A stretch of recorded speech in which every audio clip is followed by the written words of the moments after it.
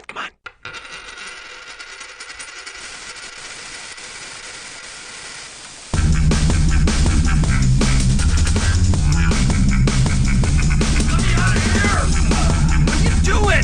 Weren't you listening? I can't believe I let you talk me into this. Seriously, right? Yeah. Wow. We're listening to Martial Secrets with Lawrence Kane and Kris Wilder, who sounds suspiciously like your announcer. Lawrence, how are you? I'm awesome, man. How are you? I'm, well, like I like to say, if I were doing any better, it'd have to be twins. What are we going to be talking about on Martial Secrets today? I think we're going to start off with Seek in the News. Seek in the News. Okay. I'm going to go with that. And what your teacher said is the following segment. Kettlebells. We're going to talk about some kettlebells. All right. The rage, aren't they? And funny thing at the dojo, and this really involves small children, Halloween, licorice whips, and an inordinate amount of soda.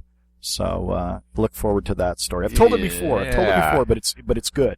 Tell me, what are we looking at in the news? Seeking the News. Tell me what that's about. Yeah, well, it's actually S-I-K-H, not S-E-E-K. Okay, so it's the religion Sikh. Yes. Now, I've heard it pronounced Sikh now recently. What's your pronunciation on that? Well, as far as I know, it's Sikh, but it's what the fifth largest religion in the world. So if we're mispronouncing it, I'm sure someone's going to tell us. Yeah, someone's going to tell us. But I've talked with Sikhs because there's a pretty good community here, and I've always said Sikh. I go, oh, you're Sikh. Oh, my friend, Punjab. It's like, well, not really. Have you been to Punjab? No, I haven't. I just know of it. And it's, all of a sudden I'm their friend, but.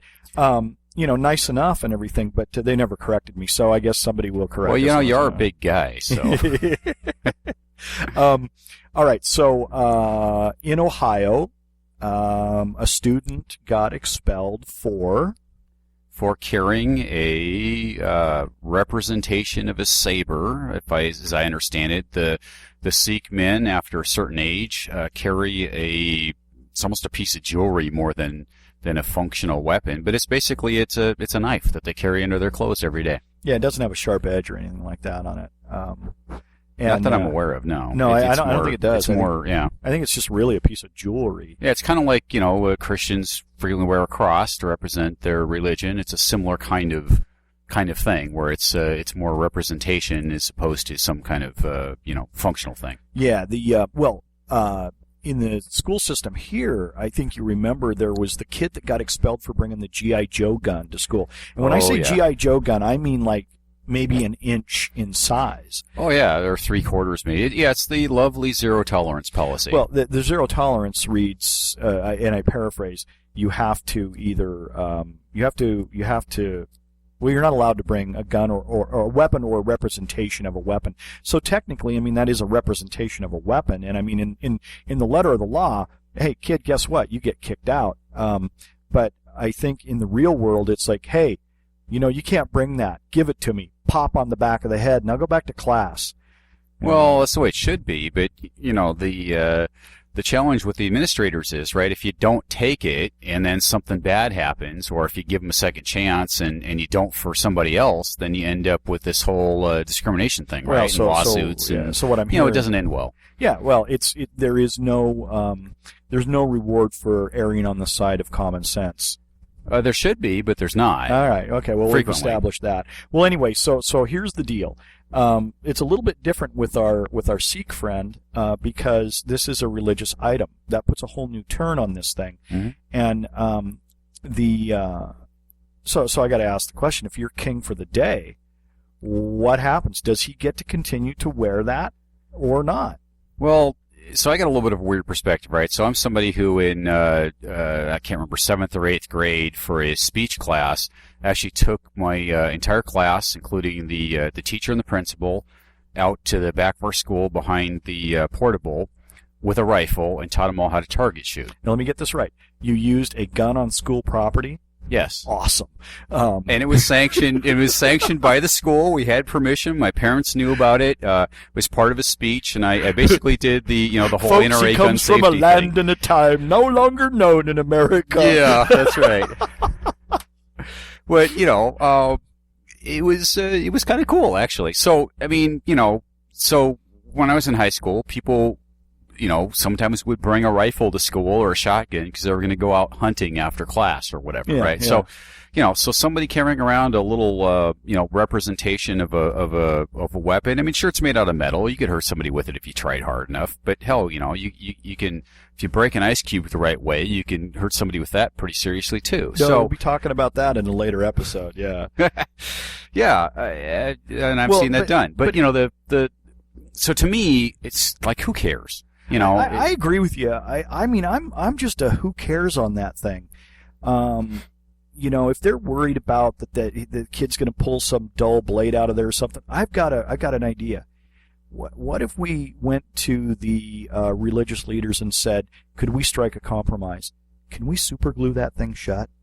And they can just have one that they wear at school, and then they can have one that they can unsheath at home or whatever. I mean, would you do that for us?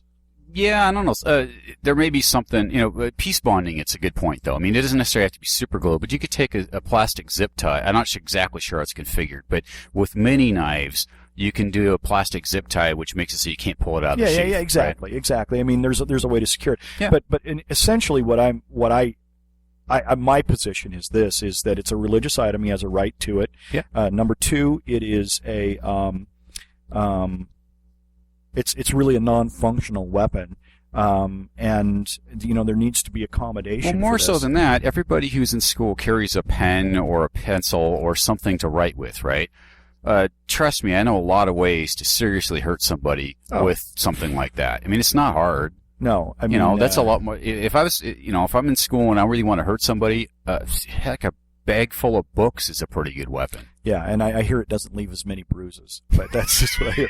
Well, anyway, we've come to a decision. Being the kings and overlords of all of the land, we've decided that that the Sikh religion gets to wear their ceremonial sabers to school. Am I right? Absolutely. All right. If I had the option, that's the way it would be. And, All right. and common sense, I think, says it should be. Well, thank you, Judge Wapner. I think we're done here.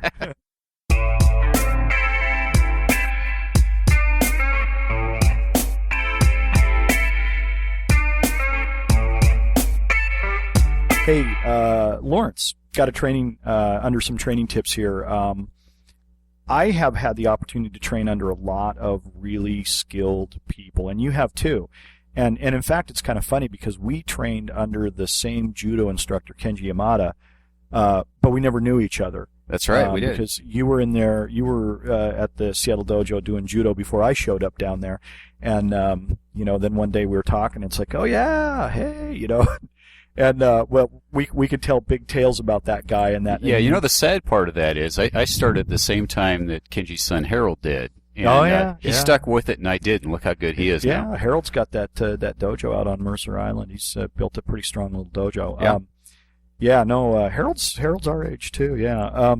And then of course there's that big huge Pontiac that they used to fill up, that Pontiac station wagon, and they'd fill it up with rice balls and kids, and off to the tournament you'd go. That's go. right. Yep, go up to Burnaby, and I remember getting driven up to Burnaby at least a half a dozen times to get my butt kicked. Yeah, oh yeah.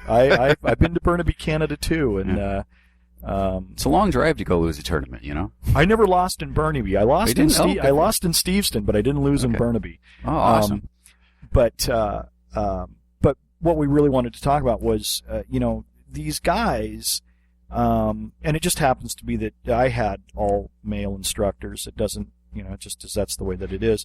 But that these guys, they drop stuff in regard to sayings and maxims and just attitudes that land on you, and you get a chance to pick them up. And one of the guys is John Roseberry Shun. He goes on a long way.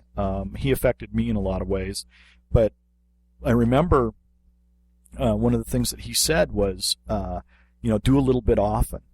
He didn't say do 60 minutes of this and then do 20 of that, and he just said do a little bit often. Oh yeah, and that makes such a big difference. And I try to tell that to people in the martial arts is, do a little bit often. Well, you know, I mean, that's not just martial arts, though. That's real life. I mean, you can have, 20 years of experience or 1 year of experience 20 times, right? I mean, in regular, real life, you have the same kind of a thing. Yeah, no question. And it's that little thing of like putting just one foot in front of the other, and you might zig and you might zag a little bit, but you're going in the right direction. And just doing some karate, working a little bit, makes a huge difference. Oh, absolutely, and tangential stuff too. I know you remember the heavy bag I used to have hanging off my back porch before I redid it. Oh yeah. I mean, I went out there and and I just go and hit the thing for 5 minutes a day, or whatever, or if I had makawara. I seem to break my training tools a lot, but I had a makawara in the backyard that I keep I'm doing that thinking too. breaking them is a good thing. In this instance, breaking your tools is a good thing. That's not true. so much if you're a plumber, but here I think this is a good thing. Yeah. But yeah, I mean that makawara I probably had out there for 8-9 years before it broke, something like that. Yeah. I probably never spent Talk more about the than, one between the trees there. Yeah. Probably never spent more than 15 minutes at a time with it, but some it's pretty. Every time you go in the backyard, you go hit it a few times, right? Yeah. Good habit. Well, I can remember. Yeah, talk about backyards. I had a mukchong in the backyard on my back porch. Man, this was like 85 or something like that. And I remember that back porch. I used to spend quite a bit of time back there. But the thing is that when you entered the house, you went through the back door across that porch. So I walked by it every day, and it was exactly like, boom, boom, boom. And I'd be taking off my boots from coming in from work, and it's like, you know what, I'll take a minute or two and I'll bang on this thing, and had a great experience with it. But it wasn't prescribed. I'm going to do this. I mean, it was as Roseberry said. I did a little bit often. Yep, absolutely. Yeah. So if you're going to take anything from this section on the training tip of what your teacher said, it's that. Do a little bit often.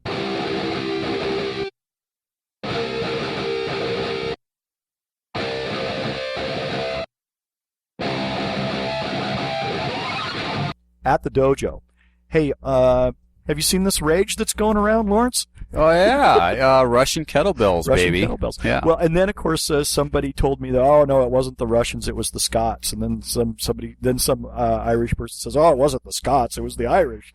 So I don't know where it all came from, but we know them as kettlebells, Russian kettlebells and stuff. And, it just seems Russian, doesn't it, to go weld a big yes, handle onto a cannonball and it does, use comrade. Yeah, it does. that's right. Yeah. But I got introduced to the kettlebells by a guy by the name of Matt Stone, and so that'd be Sergeant Matt Stone, right? Sergeant Matt Stone, the incredible bulk. I mean, this guy is just he's square. He's square, and he is. He's a human square, but he is just one of the nicest guys you'd ever meet. Oh, absolutely. I mean, he's huge and he can break you, but he's nice. But he's nice. He's pleasant. He's fun to be around. And here's the funny thing too. I ran into him of all places. I mean, here we are. We're both, like at this point, close to 50, and I run into him at the Seattle Comic-Con. We're at a comic convention. You realize that you've just admitted you were at a comic convention. I admitted it. Yeah. But anyway, he introduced me to the kettlebells. I mean, I'm going to say maybe like 10, 11, 12 years ago or so.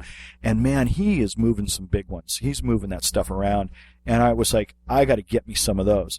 Well, at the time, you couldn't get them at Big Five or Target or all that kind of stuff because they hadn't been. They weren't popular yet. They weren't popular yet. So I ordered this one, and it was measured in poods, not pounds, but poods. Never heard of that. Yeah, I think that's the way you pronounce it, is pood. And so anyway, it comes in this box from UPS, and the box is precisely the size of the kettlebell. And the guy gets off the truck, and I happen to be in the front yard, and he comes off with this thing, and he goes, "What is this?"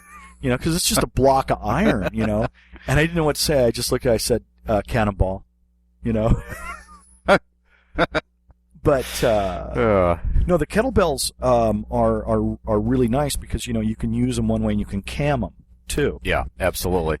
they're if they weren't a traditional karate implement, they should have been. Oh, It goes yeah, there with the chishi and the nigirigami, and I mean, it fits. Yeah, it does fit. It does fit, and we use them.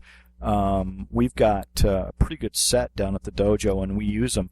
And one of the ways that we use them is we use them to do Sanshin kata. Absolutely. Man, talk about a great way to go about it. And you can grab a regular hand weight on the end and do it kind of as well, but the kettlebell just seems more ergonomic for that approach. Well, yeah, it's kind of cool because you can flip it back onto your hand and it doesn't weigh as much, or you can flip it around and use more angle for more weight. And so there's a lot of exercises that are traditional and modern and regarding kettlebells, and there are people that are far more skilled at it than you and I.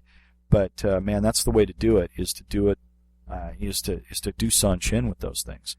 Oh, absolutely. It's Sanshin's designed to be done slowly and with a lot of intensity, and it works for that. But honestly, you can do almost any kata carrying something like that around with you. You got to be a little careful, to do it slower, so you're not going to do damage to your joints or something. But it's amazing when you go through and do something slow and very, very precise with that weight on your hand. What it feels like afterwards when you do it empty-handed. Oh yeah, no question. So I would say if I'm going to rate kettlebells for use in the dojo, I'm going to give them 5 out of 5 stars. Oh, I totally second that, but I'll give it 2 thumbs up just to be different. Oh, you saucy individual, you. And now it's time for free space. Lawrence, what are we going to do? Funny thing happened on the way to the... No, wait a minute. The dojo. A funny thing happened in the dojo, and that would be Halloween. Yeah, it is. Okay. I have to tell this story. Now, I've told this story before, and it has started to take on mythic proportions, which I think is really extraordinary. That it has become this large now. But here's how the story goes. This was at the old dojo, and we had this wood floor. And we had put that thing down, and we used marine sealant. It was a gorgeous floor. It was polished. It was a beautiful floor. It was beautiful. Yeah. Well, anyway, I got these kids lined up, and it happens to be that year Halloween was the night before. So here we are. We're lined up at about 5 o'clock, and we got these kids in there, and they're 2nd and 3rd graders, 4th graders, something like this. And this one kid, Dane. Who's just really, really a nice kid. And he's in the back row, and we've been doing jumping jacks and all of this kind of stuff. Typical warm-up thing. Yep. And he starts to get kind of green around the gills. And I'm like, oh, that's not good. Now, I don't put this together. I don't know what's going on. He's just looking sick. So what do? You say, hey, you got to go see your mom, because they're sitting over on the bench, right? And between the adults and the children are where all the shoes are lined up on the edge of the the floor. This is not going to end well. Yeah, well, it's not going to end well. I mean, I think it's hysterical, and I even laughed when it happened because it was that funny. But so Dane starts heading for his mom, and he's taking a couple more steps, and he's getting a little quicker, and he gets to just about the right angle, and he stops, and he just chums right there. I mean, he just and he throws up, and it's a combination of the big 3-foot red vine of licorice that he ate before class, and the 16 ounces of Sprite that he chugged. So this hits the floor, but now it's got enough velocity. And what happens is that it hits the floor at the right. It doesn't just land on the floor, blop, we're done. It's not like it's Doritos or something. Blop, we're done. No, it hits at this angle, and for some reason Dane has sensed the right angle, and it hits, and the stuff splatters up into the air, and it's these Sprite and red chunks of red vine, and the parents are doing that slow motion. No, as they're like covering their faces, like they're William Wyndham going into the Planet Eater on Star Trek, and boom, and it just goes up, and the chunks splatter on the parents, and land in the shoes, and that's all really funny. And but let me ask you this, Lawrence: have you ever just thrown up once and just gone, bleh, okay, I'm done? Not that I remember. No, actually. nobody does. You do Yeah. it. There's multiple versions coming. So of course there's the Nanami Gaesh, the second wave. Boom. and of course this lands in the it does the same thing, but not with the same velocity, and it lands in the shoes, and there's chunks all over the floor and everything, and then of course he's standing there looking like a Saint Bernard with the slobber hanging off of his face and everything, and the parents are all aghast, and the mother is just dying, and the whole thing is just a horrible scene, and I'm standing there, the representative of the karate dojo, the teacher and everything, and I'm going, I'm laughing at this because it's not funny. Well, anyway, class was done. We called it good and wrapped it all up, and she got out there with the paper towels and stuff and messed around with it and cleaned it all So that'd up. be the important safety tip for parents of small children. Digest your food before going to class. Digest your food before going to class. And it was fun, and I've told the story before, and I'll tell it again because it's that good. It'll be my grandchildren going, "Yo, Grandpa Kris, tell us this story about when Dane threw up on the floor." And it's like, okay, gather around, I'll do that. But anyway, that's the story there. Hey, if somebody wants to contact you, how do they do it, Lawrence? Well, there's several ways. You can go through the link off of my Amazon author page. There's also a link off of YMAA's website with the author page. And additionally, you could try to remember my email address, which is lakane@ix.netcom.com. There'll be a test. See if you remember that. All right. Well, I have multiple email accounts, but the one that I'll challenge you on, complicated one. The one that works for me is thedojo@quidnunk.net. Well, it's easier, but Quidnunk's hard to spell. Yeah. Well, it's Latin. It's QUID, N is in Nancy, U, Nancy, cat.net, quidnunk.net. So it's thedojo@quidnunk.net. Now, of course, It's a little easier to remember, huh? Yeah, you can reach me at the westseattlekarate.com. You can email me through there if you'd like. And you get your author page on Amazon and there's an YMAA, author page and YMAA and that kind of stuff. So, probably the easiest thing to do is just go to westseattlekarate.com and then just email me through there. It's the easiest thing to remember. We are done, sir, and thank you for showing up and putting together another fantastic episode of Martial Secrets. Be safe, everyone. And be well. Nice work. Hi, this is Kris Wilder from Martial Secrets. Martial Secrets is free, but it's not costless. So tell your friends about Martial Secrets. Your good words are the best endorsement we can have. Also, if you like what you hear, buy one of our books, buy one of our DVDs. We think they're pretty good, and we think you'll find value in them too. As always, we appreciate you listening and your support. You can find us pretty quickly by just going to Amazon.com, typing in Lawrence Kane or Kris Wilder, and you can find all of our books and DVDs there. Thanks for listening, and be well.